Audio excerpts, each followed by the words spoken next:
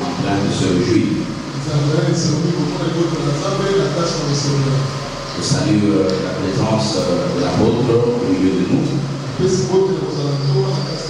Je salue la présence des hommes de Dieu.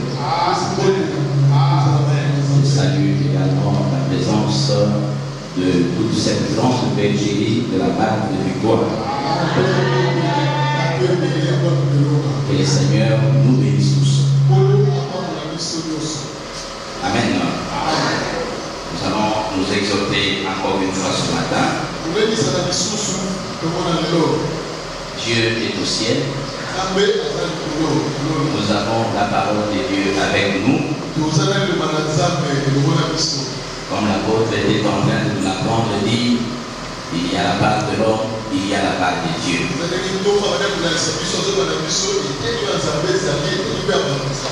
Et je sais que le vendredi dernier, nous avons parlé sur la persévérance. Nous avons lu le livre de Galates, chapitre 6, verset 9e. Et dans ce passage, il était dit, nous moissonnerons si jamais nous ne nous relâchons pas. Là, c'était Paul qui écrivait aux frères de Galates. Il sentait qu'il y avait au lieu des gens qui étaient en train de se décourager, il y a des gens qui étaient en train de se fatiguer. Les gens qui trouvaient que la moisson était en train de tarder pour ne pas arriver. Et quand l'apôtre leur écrit ce message, il leur dit, si nous ne nous relâchons pas, nous finirons par moissonner.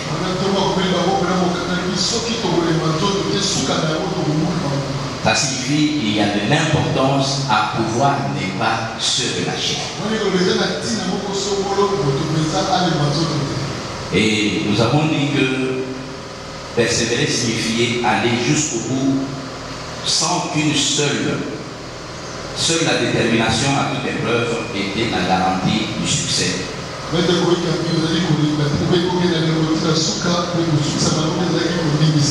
Et non pas le faux sentiment de dire que moi je mérite de réussir. Nous avons dit que ça ne servait à rien. Il y a des gens qui se consolent, qui se disent moi je mérite de réussir parce que mon père a réussi, moi également je vais réussir. Ou bien parce que j'avais réussi autrefois, je vais encore réussir cette fois-ci. Non, le problème c'est que nous devons être déterminés cette année face à toute preuve qui va se présenter pour que nous puissions garantir la fidélité ou le succès que le Seigneur nous réserve.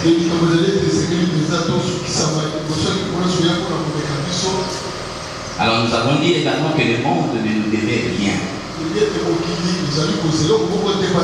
Parce que nous sommes en train de trop réclamer au monde. Et vous verrez que c'est de ce seul monde que d'autres sont en train de s'enrichir, d'autres sont en train de bien vivre. Et c'est de ce seul monde que d'autres sont en train de se plaindre. En nous disant qu'au lieu de pouvoir nous plaindre, aussi longtemps que nous avons des promesses de Dieu avec nous, il faudrait que nous allions auprès du Seigneur lui demander quelle est l'orientation qu'il veut que nous puissions prendre. Pour que nous puissions être sur la voie que lui-même a tracée et nous déterminer à ne jamais nous rendre sur cette voie-là.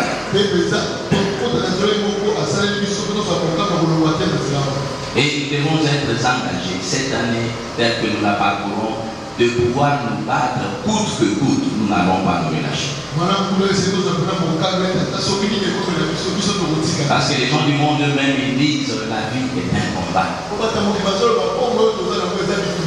Et vous devez, j'étais en train de chanter avec mes enfants ce matin dans la voiture. Ils étaient dans une salle de classe ensemble.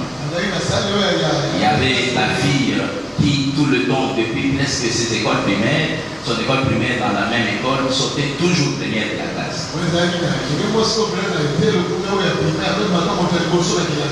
Et quand mon fils aussi est arrivé dans la même salle de classe, il n'arrivait pas à s'approcher parce que cette fille faisait des pourcentages vraiment importants.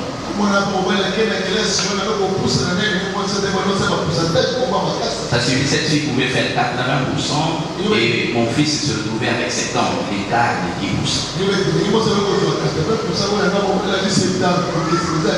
Et le premier jour que je suis allé signer les bulletins dans cette école, j'ai posé la question au titulaire. Moi je dis, les points que vous avez donnés à cette fille, ce sont des points fallacieux ou bien ce sont de véritables points?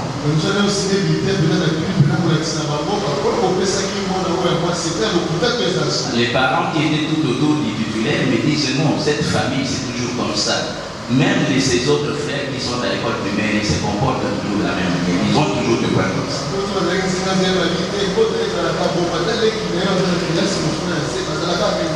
Parce que des écoles comme Haïti qui entendent un enfant en 4e année secondaire, 80%, des trucs comme ça, en tout cas, il doit être ingénieux.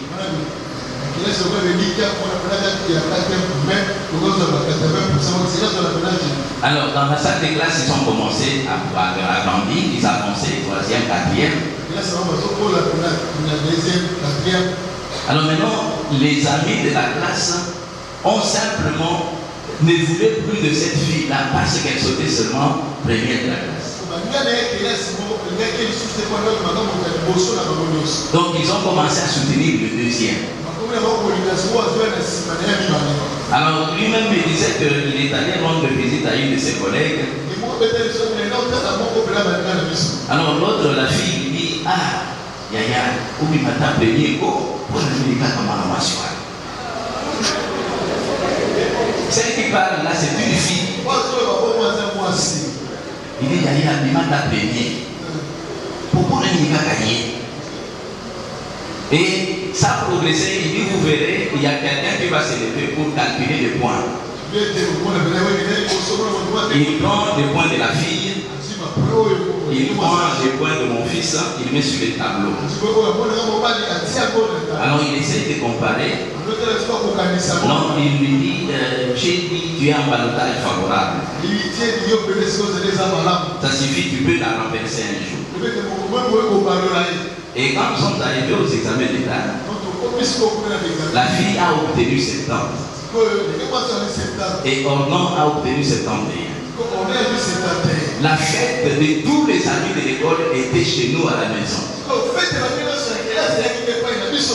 Non pas parce que Ornon était le meilleur étudiant, parce qu'il a seulement réussi à vaincre la fille qui avait toujours été première de la classe. Donc vous pouvez comprendre que le monde dans lequel nous nous retrouvons, donc c'est un monde de combat. Peut-être pour des raisons qui ne se définissent même pas. Et un garçon s'est levé peut-être contre une fille, mais une fille qui se lève contre son amie fille. Alors c'est pourquoi nous avons tout intérêt à pouvoir nous engager, à nous battre coûte que coûte, nous qui avons Dieu avec nous. Nous ne devons pas être prêts à pouvoir rendre les armes. Et nous avons dit que l'apôtre Paul, quand il parlait dans 2 Corinthiens chapitre 11 verset 23 à 28, il dit, ce que j'ai commencé, je vais l'achever. Et quand je regarde dans ce texte, il n'a pas dit ce que j'ai commencé par la grâce de Dieu. Comme nous aimons toujours nous cacher derrière la grâce. Par la grâce de Dieu, je vais les terminer. L'apôtre Paul ne dit pas ça. Il dit ce que j'ai commencé. L'œuvre de l'évangile, l'œuvre de Christ, l'œuvre à laquelle je suis appelé. Ce que j'ai commencé, je vais pouvoir l'achever. Donc, il sait ce qu'il est, il connaît les dieux qu'il a appelés, il connaît la valeur qu'il a, il connaît les trésors qu'il porte en lui. Alors il dit, avec tout ce que j'ai comme contenu et contenant, en tout cas, ce que j'ai commencé, je vais arriver.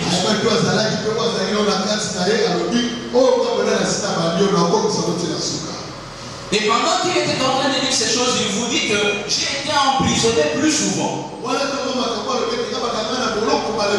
Quand on emprisonne les politiciens ici, c'est pour les dissuader à fermer leur bouche, à ne plus continuer à parler, à arrêter leurs actions. Il dit, j'ai été battu autant de fois que j'avais même oublié le compte. Donc on pose la question à quelqu'un, combien de fois tu as été frappé? Eh bien, en tout cas, je ne sais pas compter le nombre de fois. Mais cette personne-là vous dit que, quel que soit ce que je traversais, le douleur ou les peines, ce que j'ai commencé, je vais pouvoir lâcher.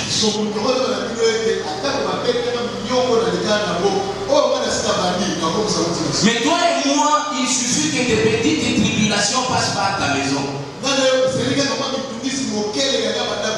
Il suffit simplement que tu fasses un mauvais rêve d'un certain nombre qui était déjà mort et que tu lèves la nuit.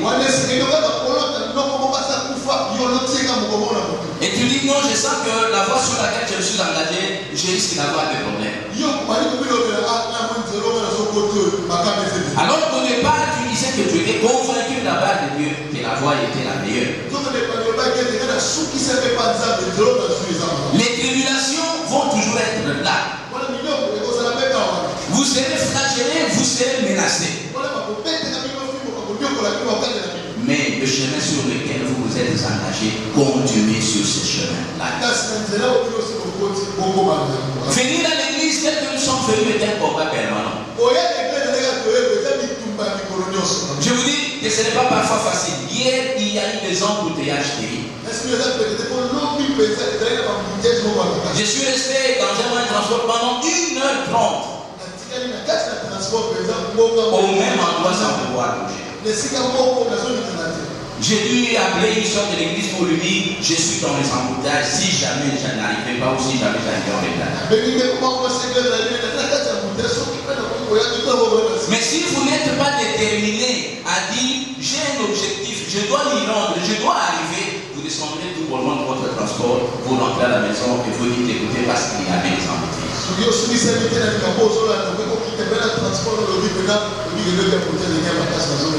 Alors je t'avais été en train de me raconter sur il avait échangé avec un de nos frères.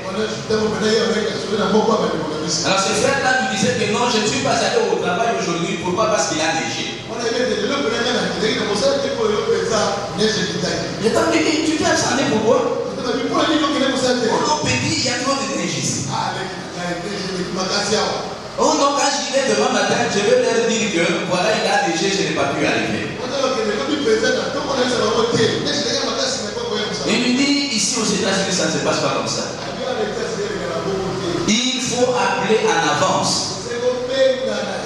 Mais si tu vas le matin pour aller t'expliquer, peut-être tu trouveras, on t'a même déjà viré, tu n'auras même pas les temps de cette explication-là.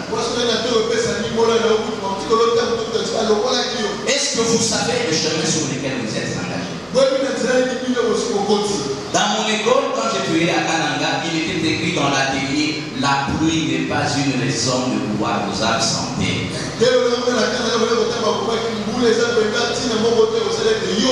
Ça suffit avec les Belges, il ne faudrait pas aller le matin, arriver 2 ans en retard. Pourquoi? Parce qu'il y a eu la pluie.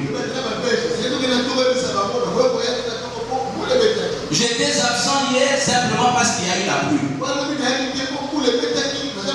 Ça suffit que d'office on nous avait dissuadé pour nous dire que si tu t'es absenté, sache seulement que tu seras puni demain parce que la pluie n'est pas une raison de pouvoir.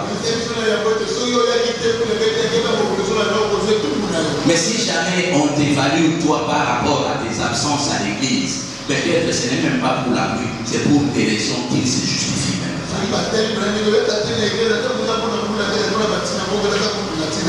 Alors Paul était ce genre de personne qui ne pouvait pas lâcher prise face à une certaine situation.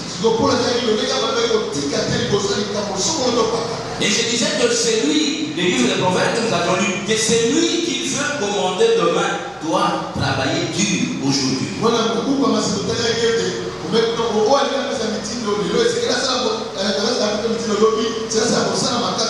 Tu as des ambitions, tu veux arriver quelque part, l'heure est là, le moment est là, dans tous les domaines de la vie. Même dans le domaine de service à l'église, tu veux demain commander, il faudrait travailler dur aujourd'hui.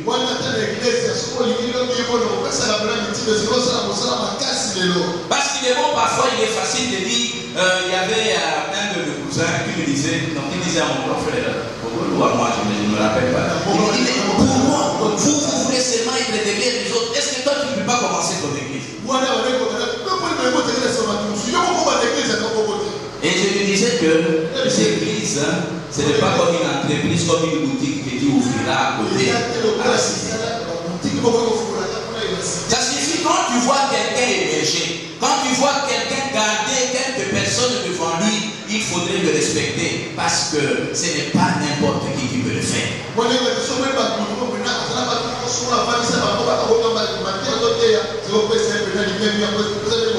Et c'est pourquoi vous verrez parfois dans l'apôtre dit, il ne peut pas donner la parole à qui que ce soit qui arrive. Parce que ces gens qui arrivent parfois ne connaissent pas les sacrifices, ne connaissent pas les peines qu'a connu la personne pour réunir toutes ces personnes. Et lui va se mettre à divaguer, à se réjouir, parce que les gens acclament, les gens disent amen, mais il ne sait pas ce qu'il est en train de dire.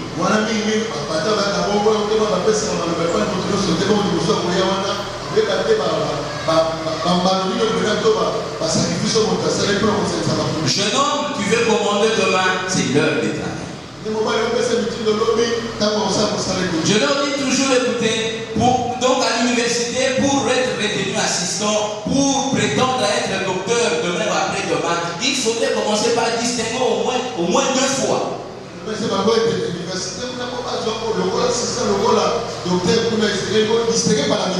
Et quand déjà un étudiant distingue, il distingue, en tout cas, à moins que cette université-là soit envoûtée, en tout cas, tout de suite, on a les yeux sur lui, on veut le garder parce que demain, il peut servir l'université.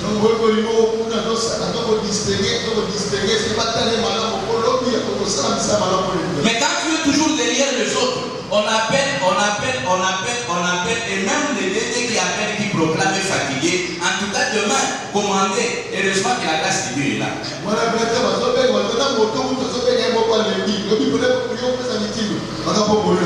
Pendant qu'il y a certains jeunes gens qui terminent à l'UPC, directement retenus par des entreprises, parce qu'il y a des entreprises qui viennent, qui ne prennent que tous ceux qui distinguent.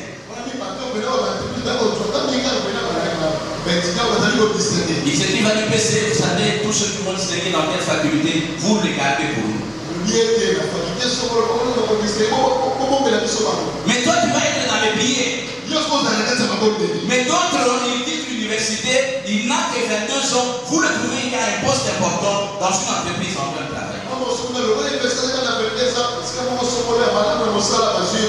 J'ai dit toujours à mes enfants, vous voulez commander demain, il est l'heure de pouvoir travailler.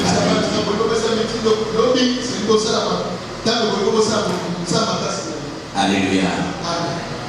Persévérer. Et je disais que la vie, il fallait reconnaître également que la vie ne va pas être la même, la situation ne va pas être la même. Tout le parcours de notre vie ne sera pas la même chose. Albert Einstein, qui est le grand physicien, disait la folie, c'est quand on veut faire la même chose chaque jour et attendre des résultats différents.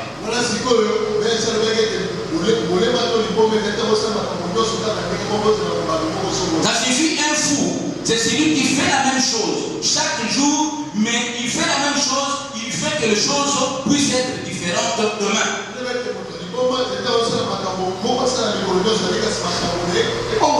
Et même la Bible, d'ailleurs, quand nous regardons la Bible, on nous dit faites toutes sortes de prières. Ça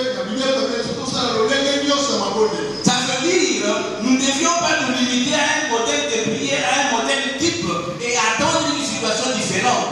Nous devons utiliser tous les moyens à notre disposition si nous voulons voir toutes les situations qui sont différentes, prendre d'autres ampleurs. Mais nous avons des gens avec nous qui font toujours la même chose. Et ils veulent attendre des résultats différents. L'année passée, tu as été ajourné par ta manière d'étudier. Et cette année, tu refais la même chose. Tu ne vas pas au cours régulièrement, tu ne lis pas suffisamment ta matière et tu attends que les choses puissent être différentes. Et comme les filles sont intelligentes, elles viendront vous dire, écoutez, ces profs-là m'avaient sollicité pour qu'il soit sa femme, et parce que j'avais refusé, c'est la raison pour laquelle il m'a cochonné.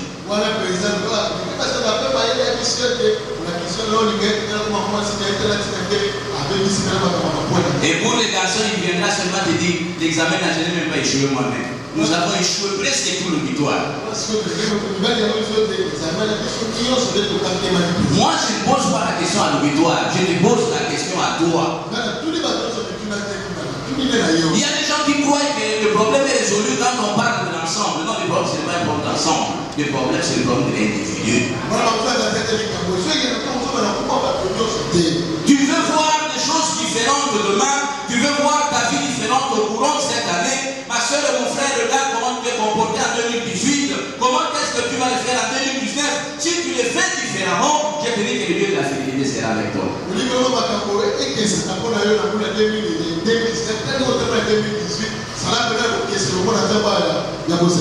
Et l'apôtre n'arrête pas de créer toutes les astuces, d'utiliser toutes les méthodes pédagogiques, didactiques, tout ce qu'il peut avoir dans son savoir pour nous amener, nous qui sommes là, à être capables de servir la fidélité de Dieu qui nous est promise.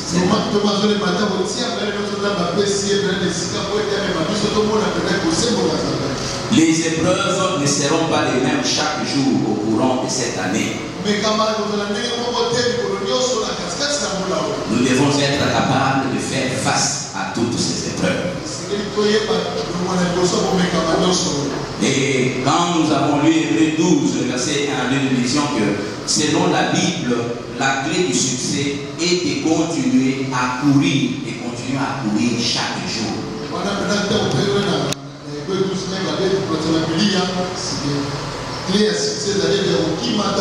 Il ne faudrait pas que nous soyons arrêtés. Et dans 2 Thessaloniciens chapitre 3, le verset 13e, les textes est presque le même de celui de Galates 6 au verset 9e. On nous dit, quant à vous frères, ne vous lassez pas de faire le bien. La Bible dit, celui qui connaît ce qui est bien et qui ne le fait pas, il commet un péché. Donc on parle du promoteur pour ceux qui sont déjà allés aux États-Unis, de Walt Disney. Alors c'est un grand parc de jeux. Le plus grand parc. Alors tout le monde peut aller jouer pendant les vacances, tout ça. Alors on dit que ces messieurs-là, avant qu'ils ne puissent mettre en place cette grande entreprise aujourd'hui, on dit qu'il a fait une demande de prêt dans 301 banques et on avait toujours rejeté sa demande. Il introduit la demande dans la première banque, on rejette. Le projet n'est pas rentable. Le projet est très risqué. D'ailleurs, il y aura combien de personnes qui viendront jouer chez toi? On fait des études, ça ne marche pas. Imaginez-vous, vous avez écrit à 301 banques et 301 banques ont rejeté votre demande. Et il y a de quoi se retirer. Il y a de quoi s'arrêter. Mais après que 301 banques aient rejeté sa demande, une banque finalement, la 302e, a accepté sa demande de prêt. Bien aimés frères, nous devons refuser de nous avouer vaincus face à une situation quelconque. Moi, quand j'étais en train de chercher un emploi dans ma farde, dans mon classeur, dans mon sac, même tout en étant serviteur de rien, il y avait des billes, il y avait toujours un CV.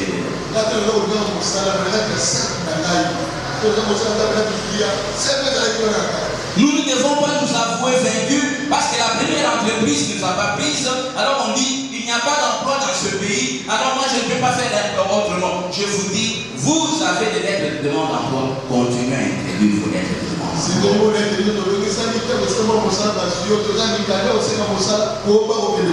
Vous avez des personnes que vous connaissez qui peuvent vous faciliter la tâche. Efforcez-vous à demander vie ne va pas être la même.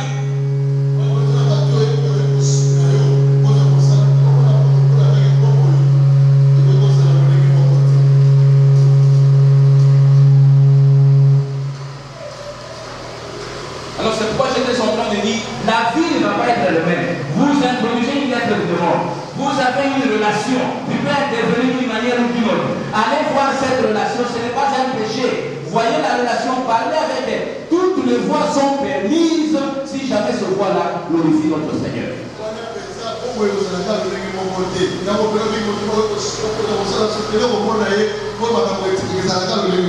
Donc il y a ceux qu'on engage après avoir passé un test. Il y a ceux qu'on engage par une relation quelconque.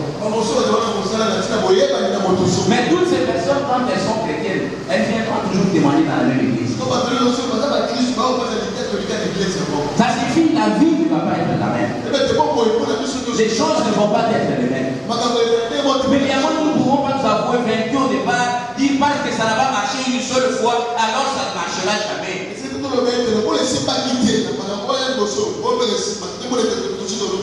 Il y avait une dame qui a perdu son mari par accident. Alors son mari était en train de démarrer une voiture. C'est son oncle qui lui a demandé de placer la voiture et de la garer quelque part. Et quand il est entré dans la voiture, comme Matal y a suffisamment de avant, alors, je ne sais pas s'il avait appuyé sur l'accélérateur ou il a appuyé sur le frein. Et tout d'un coup, la voiture s'est presque envolée. Et le monsieur est allé chuter dans le frein. Ce qui était juste une manœuvre simple à faire était devenu une fatalité. Et ce monsieur est mort sur le champ. Et la dame qui est restée disait, moi je ne me marierai plus jamais. Et là elle n'avait que la vingtaine. Alors nous étions en train de lui dire que toi tu ne décides jamais de la vie. Il ne faudrait pas que ce genre de langage sorte de ta bouche. La vie est celle qu'elle est. Tu ne la contrôles pas. Tu ne la maîtrises pas. Toi, tu dois te recommander à Dieu. Il faudrait que tu vois les choses autrement. Il ne faudrait pas que tu t'avoues vaincu déjà au départ. Ce qui est arrivé est dur. Mais il faudrait qu'on prenne les choses autrement. Bien mes frères, il ne faudrait pas vous avouer vaincu à la première expérience ou au premier test. Non, parce que ces fiancés-là, moi vraiment les hommes, je ne voudrais plus les sentir. Les hommes sont des menteurs, les hommes sont des aventuriers. Non, bien aimé. Non, tu es une belle fille.